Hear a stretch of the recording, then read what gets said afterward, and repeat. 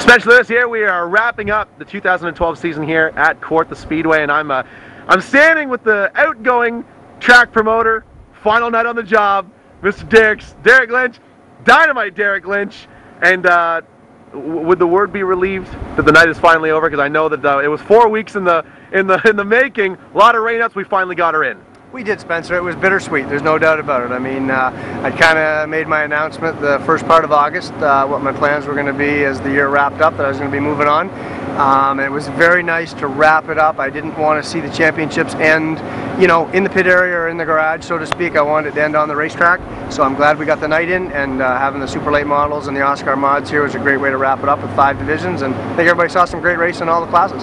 When you were first brought into Kawartha, I guess what feels like a million years ago now, did you have any idea that you would be able to work with this team and build what you have here at Kawartha Speedway? No, I didn't. We started in March of that year to open the racetrack in May, and by about July I was ready to quit. I'm like, wow, I've never realized it was like this on the other side of the fence before, but obviously we soldiered on, and you hit the nail on the head. You know, we were able to assemble an outstanding group of people here, top to bottom. You know, we had great tech, we had great on-track officials, we had great announcing, we had great pit stewards, lineups, everything.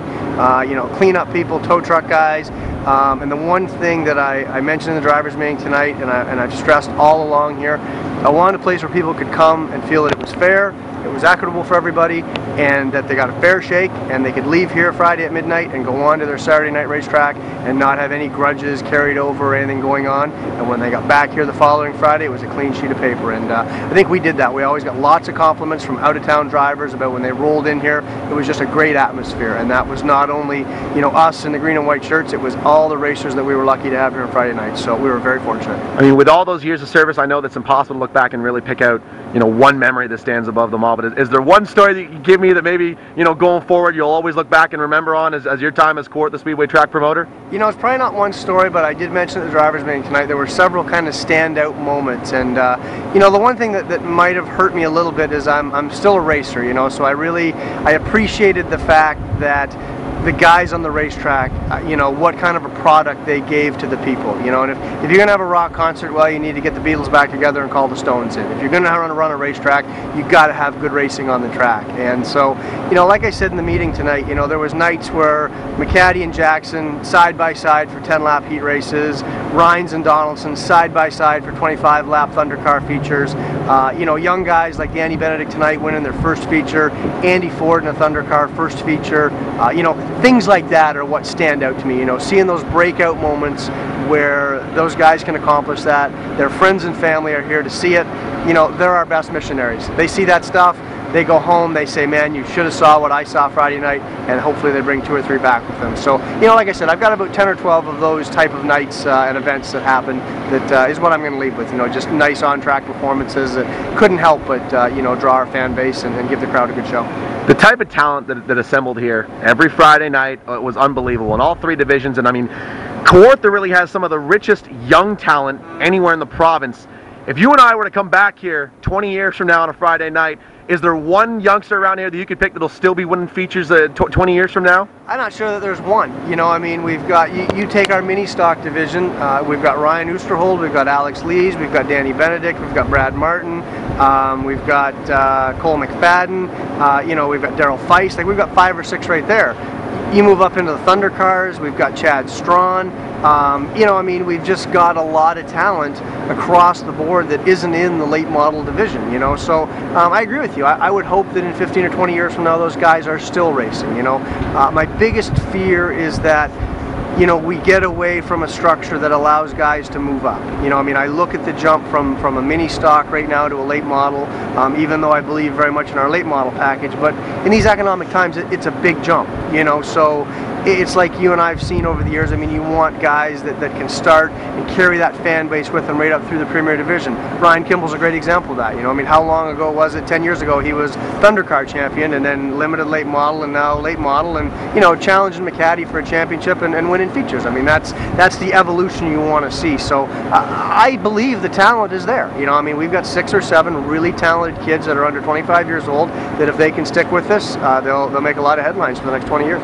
Now, I'm sure sure that you've been asked a million times of what the future is for Kawartha. You couldn't possibly know, but what you should know is what's next for Derek Lynch. What sort of glimpse into the very near future can you give us about your program for 2013? You know, I mean, that's been the question, second right behind what's going to happen at Kawartha. And you know, to be truthful, Spencer, I'm probably going to go back doing some stuff for myself. You know, my family and I have always had, you know, business ventures that we've maintained even through the time I've been here. You know, we sell cars and storage units and things like that. So I'm going to focus some more on that. I would like to race some more.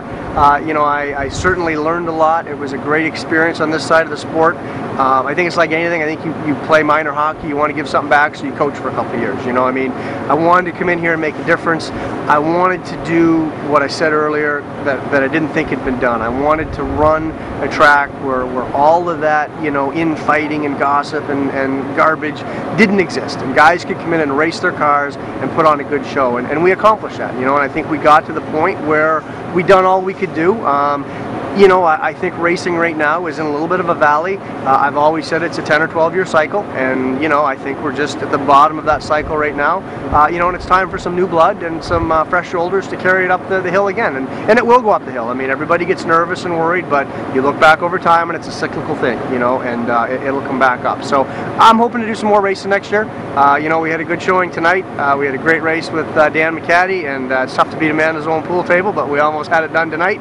So that was refreshing. It was a nice glimpse to get in a car for the first time, you know, and like you had mentioned earlier, you know, run my first late model race here and be competitive with the guy who is the man, you know. So that's what I'm looking to do, is go back to racing a little more and not having to worry about heading to the racetrack at midnight on Friday night, be able to get there a little earlier. So it was somewhat poetic to see yourself and Dan McCaddy. I mean, there aren't any other fellas walking this earth right now that know Kawartha Speedway better than the two of you, and to see you battling out tooth and nail in a 25 lap late model feature, I mean, that had to breathe some new life into you about what's possible for the future. Absolutely, it really did. You know, like I said, Dan's a great racer, and I was joking with him afterwards that I kind of took up the fight that Larry Jackson let go a couple of years ago, you know, kind of keeping him on his toes. But yeah, we had a good night. Dan's a class act. I've said to people from, you know, day one that Dan got behind everything we did here, and when you get your premier driver, you know, people tend to follow the lead. I mean, it's a flavor of the month type of business, and when they see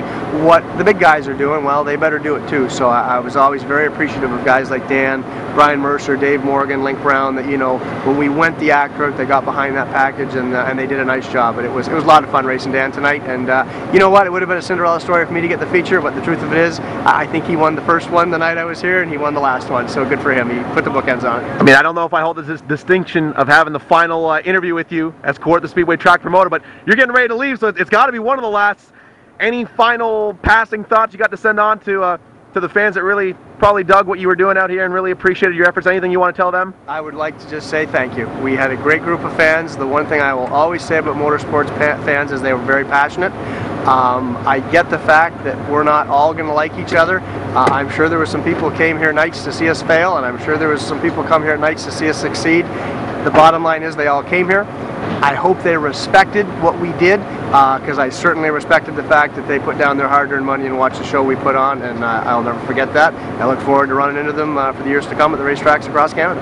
Derek, thanks so much for what you've done for Kawartha and what you've done for the sport, and best of luck in anything you continue to do on in the future. I mean, it was an honor working for you. It was an honor coming out to your speedway, and I mean, I'm happy that we were able to end 2012 on a high note for you. Speaking of young talent, we'll be hearing you for a long time to come, and you're one of the most talented guys I've heard call a race. So it was my pleasure as well, Spencer. Thank you very much, and all the best to everyone.